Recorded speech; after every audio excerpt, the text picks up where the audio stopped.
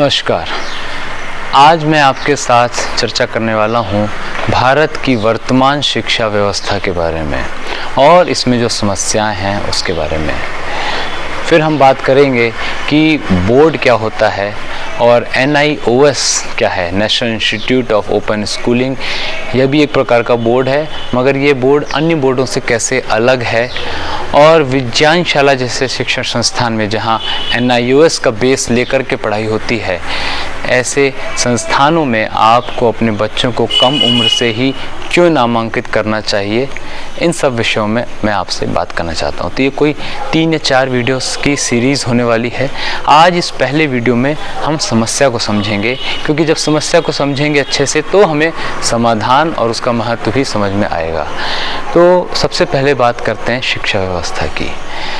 आज के समय में विशेष रूप से भारत की शिक्षा व्यवस्था मुख्य रूप से एकांगी हो गई है।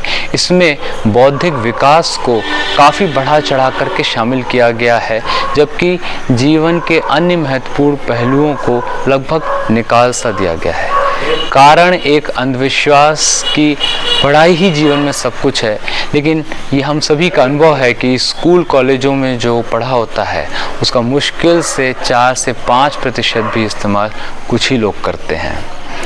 और इस पढ़ाई के ही चलते आजकल कितने सारे प्रकार के तनाव, बीमारियां, ईर्ष्या, जलन और कई प्रकार के मानसिक विकार स्कूलों में पढ़ रहे बच्चों में बहुत देखे जा रहे हैं। हम में से कई लोगों ने इस पूरी शिक्षा व्यवस्था को बहुत नॉर्मल भी मान लिया है, मगर हमें यह नहीं भूलना चाहिए कि ये वही व्यवस्था है जो अंग्रेज़ों के समय से चली आ रही थी, अंग्रेज़ों के समय से चली आ रही है। और उनका उद्देश्य इसके पीछे भारत के नौजवानों को सिर्फ क्लर्क बनाने का था, उनको लंबे समय तक अपना गुलाम बना करके रखने का था। भारत की प्राचीन शिक्षा व्यवस्था में सर्वांगीण विकास पर विशेष बल दिया जाता था और कला इसका एक मुख्य आयाम हुआ करता था। अंग्रेजों ने गुरुकुलों को समाप्त करने के साथ इस कला वाले आयाम को भी भारत की शिक्षा व्यवस्था से पूरी तरह से निकाल दिया। आज़ादी के आज 78 सालों के बाद भी वही व्यवस्था चली आ रही है और हमको वही नॉर्मल लगने लगा है। कुछ थोड़े जो अभिभावक जागरूक हैं वे बच्चों को अलग से म्यूज़िक, डांस या स्पोर्ट्स आदि में भेजते हैं, मगर परीक्षा, होमवर्क, ट्यूशन, कोचिंग आदि में उलझा बालक कहाँ इन सब विषयों के बारे में समझ पाएगा, उनके महत्व को जान पाएगा। उनके लिए तो ये कला वाले विषय एंटरटेनमेंट से अधिक कुछ नहीं है। तो ये बच्चे अधिकतर बल्कि तनावग्रस्त रहने के कारण कंप्यूटर गेम्स, सिनेमा या नशे आदि में उलझे ज़्यादा पाए जाते हैं।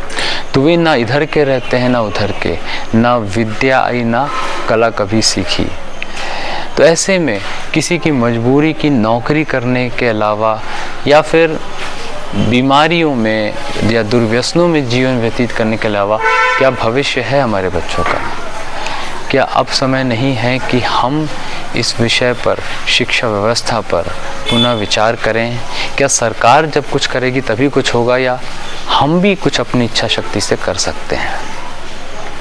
विद्या यानी एकेडमिक्स और कला यानी वोकेशनल आर्ट्स, ये वाला एस्पेक्ट, जैसे शिव और पार्वती की जोड़ी है जिससे सारा संसार है, ठीक उसी प्रकार विद्या और कला का भी समन्वय है जिससे शिक्षा की पूर्णता घटित होती है।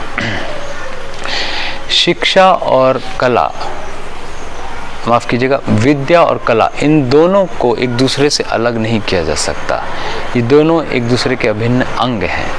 विद्या वो है जो रीजनिंग या बुद्धि पर टिकी होती है, लॉजिक पर टिकी होती है, तर्क पर टिकी होती है, जैसे साइंस, फिजिक्स, केमिस्ट्री, जीव विज्ञान, वनस्पति शास्त्र, अर्थव्यवस्था आदि।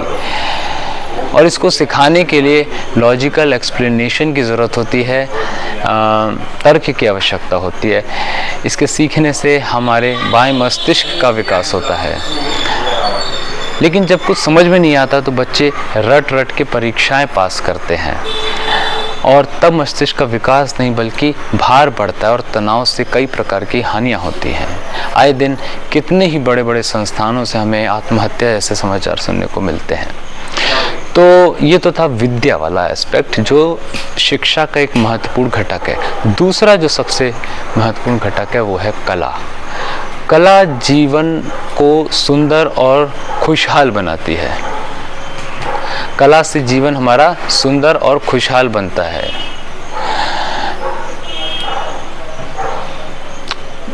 कला विद्या को सीखने में भी एक अहम भूमिका निभाती है। कला जैसे भाषा कौशल, संगीत, नृत्य, योग, खेल, मार्शल आर्ट्स आदि, तो इनके सीखने से हम विद्या को भी ज़्यादा अच्छे सीख सकते हैं। भाषा आती है तो हम किसी विषय को अच्छे समझ सकते हैं, किसी को समझा सकते हैं। कला में शरीर और मन के सभी अवयव काम में आते हैं। मन बहुत खुश होता है और आपसी सहयोग, मिलजुल कर काम करने की भावना बढ़ती है। कला को सिखाने के लिए किसी प्रकार के लॉजिकल एक्सप्लेनेशन या तर्क की नहीं बल्कि एक योग्य गुरु के इंस्ट्रक्शन यानी गुरु आज्ञा की आवश्यकता होती है और अभ्यास से परिपक्वता आती है। अभ्यास से मन में स्थिरता और समाज में प्रतिष्ठा भी स्वतः मिलती है। तो ये जो कला वाला आयाम है ये शिक्षा का एक अभिन्न अंग है। इसको विद्या से अलग नहीं किया जा सकता। और वर्तमान शिक्षा व्यवस्था की सबसे बड़ी समस्या यही है कि हमने इस कला वाले आयाम को अलग कर दिया, बल्कि नगण्य सा है। कुछ स्कूलों में थोड़ा बहुत है मगर अधिकतर स्कूलों में ये ना के बराबर है। तो जैसे कि कला को हटाना ही काफ़ी नहीं था, हमने ऊपर से अपने बच्चों के मन में LKG UKG से ही एक सिस्टम के तहत कंपटीशन, होड़ की भावना भर दी, जिससे तनाव होना स्वाभाविक है।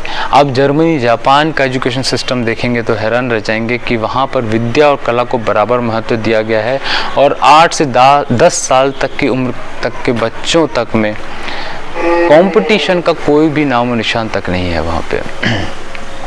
एक और दृष्टि से देखें कि आजकल इंफॉर्मेशन का ज़माना है, इंफॉर्मेशन बहुत आसानी से सुलभ है हर जगह, तो क्या हमारा फोकस स्किल डेवलपमेंट, कला के डेवलपमेंट पर ज़्यादा नहीं होना चाहिए? तो ये मूल समस्या है। और NIOS national institute of open schooling एक ऐसा विकल्प प्रोवाइड करता है जिसमें हम बिना किसी रिजिड स्ट्रक्चर में बंधे अपनी स्वतंत्रता से, एक टीचर अपनी स्वतंत्रता से बच्चों को विद्या और कला इन दोनों घटकों में पारंगत करते हुए एक पूर्ण शिक्षा दे सकता है। तो इस NIOS के बारे में समझने से पहले हम बोर्ड क्या होता है इसको भी समझेंगे। बोर्ड के 3 मुख्य कार्य क्या होते हैं उनको समझेंगे और फिर हमको समझ में आएगा कि NIOS और CBSE, ICSE, MP बोर्ड वगैरह में क्या फ़र्क है, उनके सिलेबस में मूलभूत अंतर क्या है, उनके फंक्शनैलिटी में क्या फ़र्क है, और तब हम NIOS के महत्व को भी समझ पाएंगे। तो इस वीडियो में हम इतना ही डिस्कस करेंगे। जो मूल समस्या है वर्तमान शिक्षा व्यवस्था की ये हमने देखी, और कला के आयाम को पूरी तरह से निकाल देना ये मुख्य समस्या जो हमको समझ में आ रही है। और दूसरा कंपटीशन, होड़ की भावना। तो अगर समस्या से आप सहमत हैं तो निश्चित समाधान में आप इंटरेस्टेड होंगे। तो अगले वीडियो में हम डिस्कस करेंगे समाधान के बारे में, NIOS के बारे में। तो इस वीडियो को देखने के लिए बहुत बहुत धन्यवाद। और अगले वीडियो में हम डिस्कस करेंगे NIOS और उसके फ़ायदे और कैसे उसमें हम दाखिल हो सकते हैं, इन सब के बारे में। तो thank you so much for watching this video. अगले वीडियो में मिलते हैं, तब तक के लिए नमस्कार।